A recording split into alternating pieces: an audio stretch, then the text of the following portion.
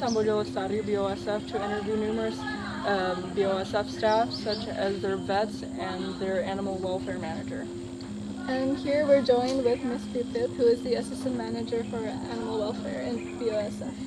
We would like to know where the funds that you have received, where have they been allocated to? So thank you for the question. Basically, besides the fresh money that we got here, we also receive another kinds of money.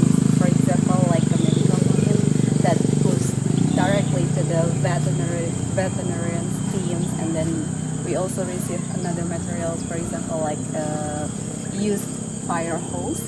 You know the fire hose that we usually use for the to kill the fire. We use it as the main materials to make enrichment. Do you know what kind of enrichment? What enrichment is? Yeah, great. Like those climbing rope, that one. We use that materials to make this enrichment. There are two different kind of enrichments. The furniture enrichments that provide them for their locomotions, for example, like climbing or moving from one place to another place, because in their natural habitat, usually they move from one tree to another tree by moving from their branches. But here in our rehabilitation center, unfortunately we cannot provide them a big trees like in the primary forest, so we use the materials to make this. And then we also receive another fundings, for example, for making the food enrichments. If we get the raw materials, for example, like seeds, peanut, and then fruits, and also like an oatmeal. Yeah, we make it for we make these ingredients for the food enrichment. Okay. And then also besides that, we also receive another another things. For example, like cars that we use here for operationals, and then like another materials like machines, generators, yeah, any kind of funding. But the fresh money that we have, we get from our donor. Usually we use it for buying the fruits, the medicines that we need here, and also pay our staff here. Yeah. So we have to make it for more than for a lot of things that we have to manage here. Yeah. So how would you say that social media has helped with awareness about the orangutans? Social media have a very big influence for spreading the informations that what are we doing here to people that not here, because in Indonesia most of the people that didn't know what about orangutans conservations is the people who live in the city. And then to tell them about our program, we use our social medias, we use it as awareness thing.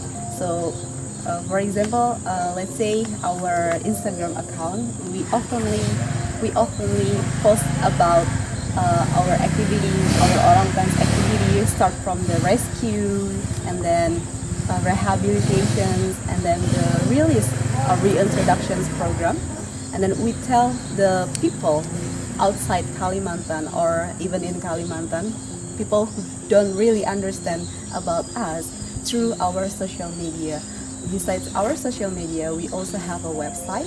So people who wants to know us more, they can come and then, or just open their computer or even the gadget, and then they can go to our website, Instagram account, Twitter or Facebook, and then they will know more about us from that. And then it gives them a lot of information about us, because we want more and more people to know about how important orangutans is and how important to save orangutans and their habitat. It's really helpful to educate people who are far away from our work location. So, Why do you think we should prioritize environmental problems in comparison to humanitarian problems? Why saving the environment is more important than the other issues? Because environment provides everything for us humans.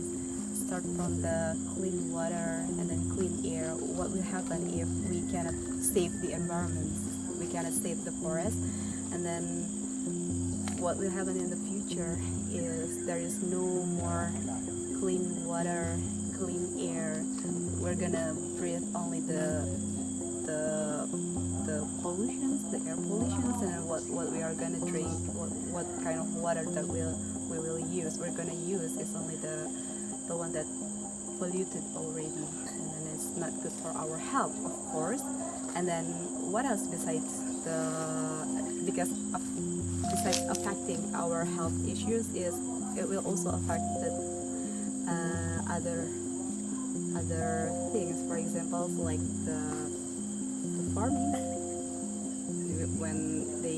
when it's hard to get the water to watering their land, they cannot do their job. And then what else besides that? If the health conditions of the people decrease, they cannot get. I mean, they cannot work well. They cannot do their activities well. And then again, it's because of not good environments that will be happen if we cannot start protecting it from now. And then besides that, I didn't say that environmental issues is more important than the others issues. All of them have the same thing. I mean, we prioritize it the same. That's why we BOSF have the community development team. This team responsible to educate the persons, especially local people who live near our work locations, to know more how important to save the environment. And then by educate them to save the environment, we can do our work easier, let's say, and that. So all of these issues have the same prioritize. How do you think we could alter our lives to create a more substantial change to the environment, a positive change? For people who cannot come here directly to help us for saving orangutans and its nature, you can help us by donate, and then also besides donate to us, you can also educate another people there. For example, you coming here from Jakarta, it's not that close. It's from far away, and then you come here to get as many data, as many materials as you can, and then you can spread that information to your friends, and then you can also educate them how important it is to save the orangutans and then the nature and also the forest. And besides donations, you can also spread the awareness of these issues to the other people.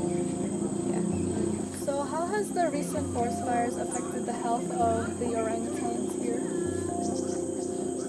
Okay. The reason for forest fire actually affect a lot of things, not only the activities that we are doing here, but also the health of orangutans. But luckily, the forest fire here in East Kalimantan, in Samboja Lestari, is not as bad as what happened in Central Kalimantan, in our another rehabilitation center in Nyaru Menteng. They have a really bad forest fire, and then also the smoke is really bad.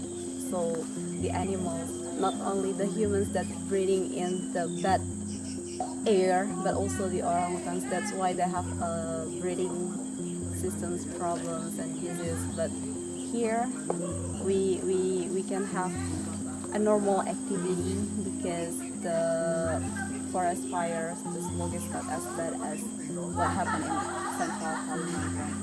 But I hope that the forest fire will not happen again, so orangutans and humans can breathe in the clean air.